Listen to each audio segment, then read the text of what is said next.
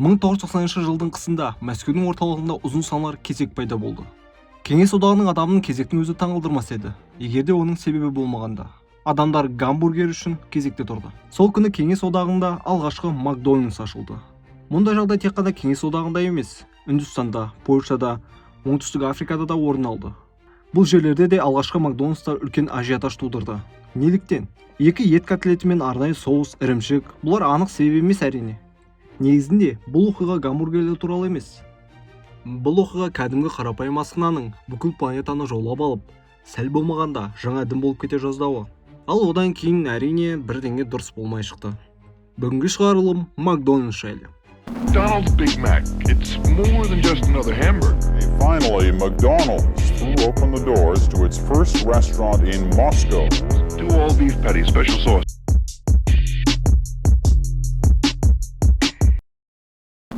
Енді бәрін басынан бастайық. Сіз Макдональдсты ұнатып немесе жеп көре аласыз. Онда үнемі тамақтануды өте қатты жақсы көруіңіз мүмкін. Немесе сары М әрпін көргенде көшенің арғы жағына өтіп кетуіңіз де мүмкін. Маңызды емес. Бірақ бұл дүниежүзі тарихының бір бөлігі екендігі сөзсіз. Дегенмен, 70 жылдан астам уақыт бұрын алғашқы Макдональдс ашылған кезде барлығы мүлде басқаша болатын. Сары әріпте, Биг Макта, Рональд Макдональдта болған жоқ. Тек екі сәтсіздікке ұшыраған ағайынды болды. 1923 жылдары Ричард пен Моррис Макдональд көптеген сол кездегі авантюристер сияқты Лос-Анджелеске келіп, жаңа ғана таралып келе жатқан кино индустрия саласында байып кетеміз деп үміттенді. Бастапқыда олар көмекші жұмыстарын атқарып, түсірілім алаңдарында декорациялар мен жарықтарды тасыды. Кейін кинотеатр ашып, индустрияны басқа жағынан жаулауға тырысты. 1930 жылдары ұлы депрессия басталып, Америка экономикасы құлдырауға ұшырады. Ағайындылар жалға алу ақысын әрең төлеп жүрді. 30 жылдардың соңына қарай олар кинотеатрды жауып, жаңа сала, қоғамдық тамақтану саласында бақ сынауға бел буды. Макдональд ағайындылары әйгілі 66 жолының бойында шағын асхана ашты. Ас мәзірінде негізінен хот-догтар мен апельсин шырыны болды. Олардың кішкентай кафесі миллиондар әкелмесе де, тұрақты келушілер легіне ие еді. Жолдағы ашулы әрі қарнаш жүргізушілер асхананы босап қалуына жол бермейтін. Көлік саны артады деген болжаммен ағайындылар кафелерін жауып, Лос-Анджелестен алысырақ Сан-Бернардино қаласына көшуге шешім қабылдады. Олар жаңа кафелерін Макдональдс деп атады. Заманауи Макдональдс мейрамханалары мен алғашқы Макдональдс асханасын тек атауы мен гамбургерлердің мәзірінде болуы есепке алмағанда, олар айтарлықтай бір-біріне ұқсамайды. 1940 жылдары негізгі тағам барбекю болатын, ал қалған мәзір қарапайым сол кездегі кәдімгі американдық шағын жол бойындағы асханалардың мәзіріндей. Шағын тұрағы бар асханаға автокөлікпен тұтынушылар келген кезде даяшы барып тапсырыс қабылдап, 10-20 минуттан кейін тағамды әкеліп беретін. 40 жылдардың соңында Америкада жаппай автокөлік шығарыла бастады. Соғыстан кейін Американың экономикасы қайта асқан жылдамдықпен дами бастады. Ең басты ақшаның бар екеніне белгі автокөлік болатын. Оларды көп мөлшерде шығарып, көп мөлшерде сатып ала бастады. Автокөліктер көбейген соң әрине жол шетіндегі асханаларға деген сұраныс арта түсті. Және бәсекелестік те күшейді. Осы сәтте жаңа дүние ойлап тапқысы келген ағайындар жақсы табыс әкеліп тұрған асхананы бірнеше айға жауып тастайды. Тәуекел түбі жел қайық, батасында кетесін демекші ағайындылардың бұл шешімі тек олардың өмірлерін ғана емес, сосын әлемді өзгертті. Ричард пен Моррис Макдональд ерекше тағам дайындау және қызмет көрсету жүйесін ойлап тапты. Олар автокөлік құрастыру конвейерлерінің қағидаттары мен кондитерлік фабрикалардың құрылғыларын біріктіреді. Нәтижесінде тағамның дайындау уақытын 20 секундқа дейін қысқартуға қол жеткізеді. Бұл бұрын соңды болмаған жетістік еді. Макдональдс қайта ашылады. Бірақ алғашқы жаңа жүйе сәтсіздікке ұшырайды. Тұтынушылар көліктен түсіп тапсырысты өздері алу керек болды. Әрі тағамда бір рет қолданатын қаптамада беретін. Енді тапсырысты өзгертуге болмайды. Яғни пиязды алып тастау, немесе қияр қосу мүмкін емес. Кешіріңіз, болмайды. Мәзірде тек ең танымал 9 тағам қалды. Олардың негізгісі сүт коктейлі, фри және әрине гамбургерлер болды. Макдональдс ағайындылар аудиторияның сенімсіздігін тез арада жеңіп шығады. Мекеменің басты артықшылықтарына келетін болсақ, ол отбасылық формат, жылдамдық және арзан баға. Бірнеше 10 жылдықтар бойы бұл әлі Макдональдстың басты танымалдығын ұстап тұратын фактор болады. Байқасаңыз, мен тағамның дәмін мүлде айтқан жоқпын. Макдональдстың алғашқы күндерінен бастап, оның асханасында ешқандай ерекшелік болмады. Тіпті фастфуд стандарттары бойынша, стандартты гамбургерлер мен сүт коктейльдері. Сол кезде Америкада осындай мәзір бар көптеген асханалар болған. Алайда жылдам қызмет көрсету жүйесі адамдарды тартып, мейрамхана өте танымал бола бастайды. Табыстың басты белгісі еліктеушілердің пайда болуы. Көп замай әртүрлі штаттарда Макдональдсқа ұқсас қызмет көрсету жүйелері бар, фастфуд мейрамханалары ашыла бастайды. Кейбіреулері Бургер Кинг және тағы басқа да брендтерге айналып, соңынан әлемге танымал болады. 50-ші жылдардың басында Макдональдстың кірісі жылына шамамен $300,000 жетеді. Миллиондар армандаған ағайындылардың мақсаты ендігі жүзеге асып келе жатса керек. Жылдам қызмет көрсету жүйесі жұмысын сәтті жалғастырып жатты. Айтпақшы, сол кезде мекеменің символы болып Спиди есімді аспаз тағайындалған еді. Бірнеше жылдан кейін ағайындылар мейрамхана ғимаратын қайта салып, жаңа дизайнға алтын доғалар қосады. Бұл элемент ресми логотипке тек 60-шы жылдардың басында ғана айналады. Бұл кезде ендігі Макдональдсты мүлде басқа адам басқаратын болады. 1954 жыл Сан-Бернардиноға егде жастағы сүт коктейлі аппараттарын сатушы келеді. Оның аты Рэй Крок. Ол бұл бизнесте 10 жылдан астам уақыт жұмыс істеп келеді. Бірақ бірден 8 аппаратты сатып алатын мекеме оны әрине таңғалдырады. Рэй Макдональдста тұрған қалың жұрттың кезегін көріп, бұл алтын мүмкіндік екенін лезде түсіне қойды. Ол мекеме иелерімен танысып, бизнесті ел бойынша кеңейту туралы ұсыныс жасайды. Алайда ағайындылар бұл идеяға қатты құлшыныс білдірмейді.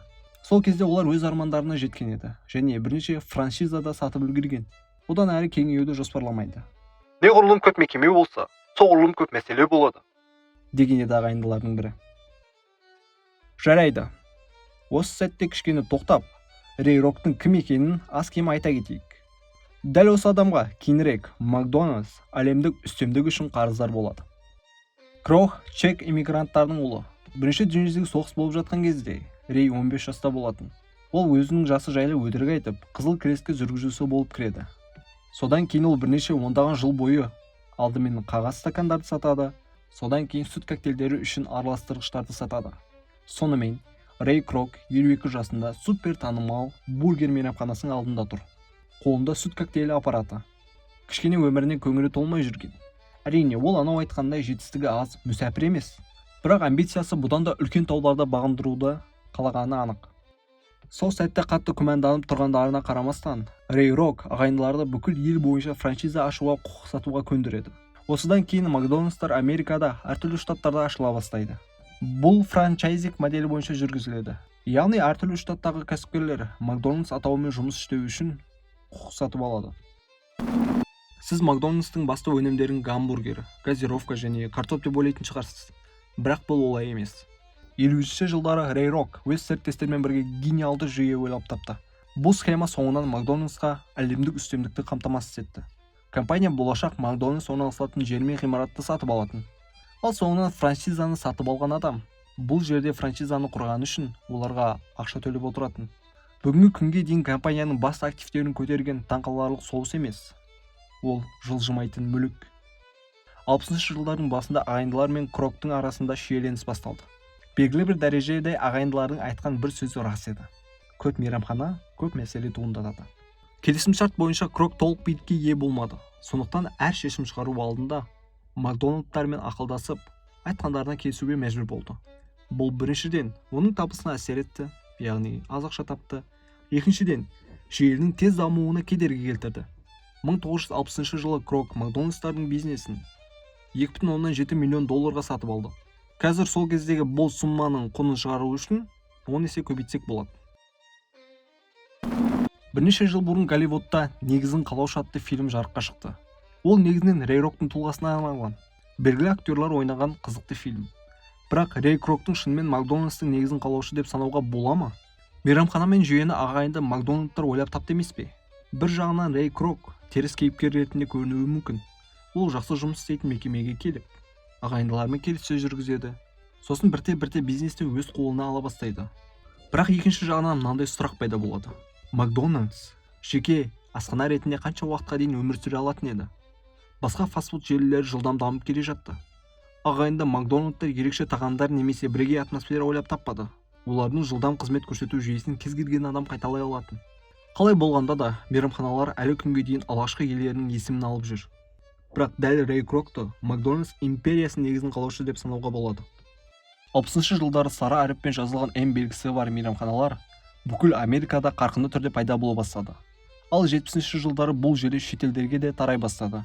Арзан, жылдамдық және отбасылық формат әлі де жетістікке жетелейтін басты факторлар болып қала берді. Бірақ оларға сапаны бақылау қосылды.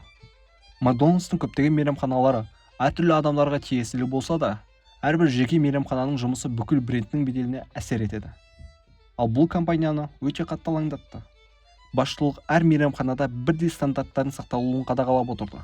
Нақтырақ, осының арқасында сіз әлемнің кез келген жерінен сиыр етінен керемет Биг Баксты сөзсіз алатын едіңіз. Әрине, енді бұл тізімге Индия кірмейді. Сонымен қатар Макдональдстың маңызды ең көп аудиториясы балалар болды. Балалар мейрамханаға әрине жалғыз келмейді, ата-аналармен келеді. Енді олар да бірдеңе жеу керек қой.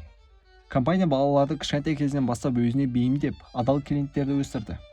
Осы мақсатта мәзірге ойыншықпен бірге берілетін Happy Meal жиынтығы еніп, сондай-ақ Рональд Макдональд сайқымазағы пайда болды.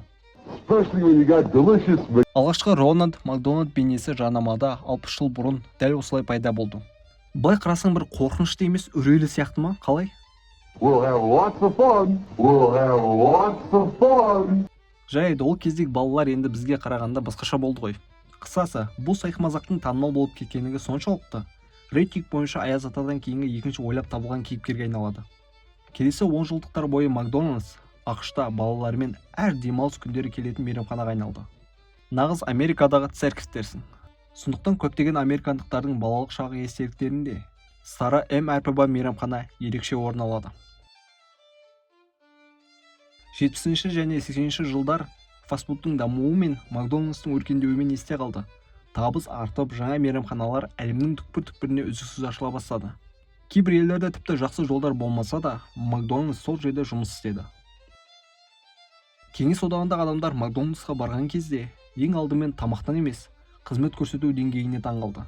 Қызметкерлер таза киімде, күлімсіреп, тапсырысты қабылдап, бірнеше минуттан кейін дайын тағамды қолдарына табыстайтын. Шынайы, жылы, шырайлы қарым-қатынас кеңестік адамдарды ерекше әсерге бөледі. Дегенмен бұндай сыпайылық кеңес одағының тұрғындарын ғана емес, басқа мемлекеттегі адамдарды да таңғалдырды. Мысалы, Британияда алғашқы Макдональдс 70 жылдары ашылғанда, көптеген ағылшындар да дәл осындай деңгейдегі қызмет көрсетуге қатты таңданды. 90 жылдардың басында Макдональдс жыл сайын мыңдаған жаңа мейрамхана ашып отырды. Алайда көптеген мейрамханалармен бірге шешу керек көптеген мәселелерді туындай бастады. Сондай-ақ жаңа ғасырдың басында компанияға сындар ағылды. Капитализмге қарсы топтар, жануарды қорғаушылар және экологиялық белсенділер компанияның жұмыс істеу әдістеріне қарсы болды. Бірақ ең үлкен сын компанияға өте ауыр тиді. Ол жалпы фастфудтың өзіне бағытталған болатын. Бұл сынның күшеюіне қос порция атты деректі фильм ерекше әсер етті. Фильмде басты кейіпкер 30 күн бойы тек Макдональдстың тағамдарымен таңғы ас, түскі ас және кешкі ас жеді. Ол денсаулығына үнемі тексерісті жасап, дәрігердің бақылауында болды. Осы жерде бір спойлер айта кетсем. Бір айдан кейін оның денсаулығы айтарлықтай нашарлап кетеді. Прикинь. Таңқурай, сенде бір Америка аштың ғой деген ойға қалуыңыз мүмкін. Фастфудтың зиян екені ешкімге жаңалық емес. Бірақ деректі фильм шыққан уақыттар үшін бұл нағыз сенсацияға айналды. Сол себепті Макдональдс секілді ал болт компаниялар өз мәзірлеріне сол кезеңде көбірек жеміс-жидектер, көкөністер мен салаттар қосты. Барлығын бір сөйлеммен түсіндіретін болсам, олар енді былай айтты. Енді зиянды фастфудты жейсіз бе, әлде денсаулыққа пайдалы салаттарды жейсіз бе, өзіңіз біліңіз. Тек барлығын бізден алсаңыз болғаны. Алайда бұл шешім мәселені толыққанды шешпеді. Ал одан кейін туған жаңа буынға классикалық фастфудтың қажеттілігі төмендей бастады.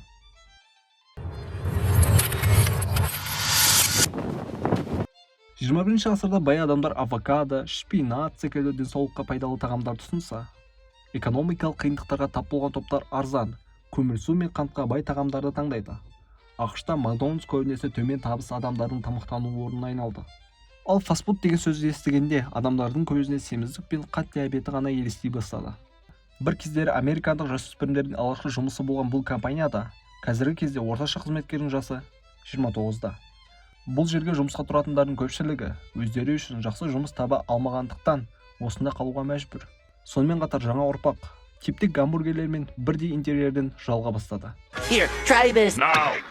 Әдетте Макдональдстың символы болған Рональд Макдональдтың да уақыты өтті. 2013 жылдардан бастап Макдональдс клоунды жарнамаға сирек пайдаланатын болды. Балаларды фастфудқа тарту үшін тартымды бейнелерді қолданғаны үшін компания көп сынға алынды. Қазіргі уақытта компания ересек аудиторияға көбірек назар аударады. Ал оларға сайқымазақ әрине керек емес. 2020 жылы пандемия кезінде Макдональдс және басқа да фастфуд желілері күтпеген жерден қайтадан сұранысқа ие болды. Оған себеп қарапайым экономика. Адамдардың ақшасы аз, ал тез және арзан тамақтануға ең қолайлы орын ол фастфуд. Сондай-ақ карантин кезіндегі тапсырысы көлікпен алу мүмкіндігі үлкен артықшылыққа айналды. Макдональдс пен басқа да фастфуд желілері осы мүмкіндікті пайдаланып, жаңа тренд қалыптастыруы мүмкін. Дегенмен, болашақтағы Макдональдс біз білетін компаниядан өзгеше болуы ықтимал. Осымен бүгінгі ролик соңына жетті. Саған ұнады деген үміттемін. Егер ұнаса, міндетті түрде каналға лайк басып тіркел және фастфудты аз же.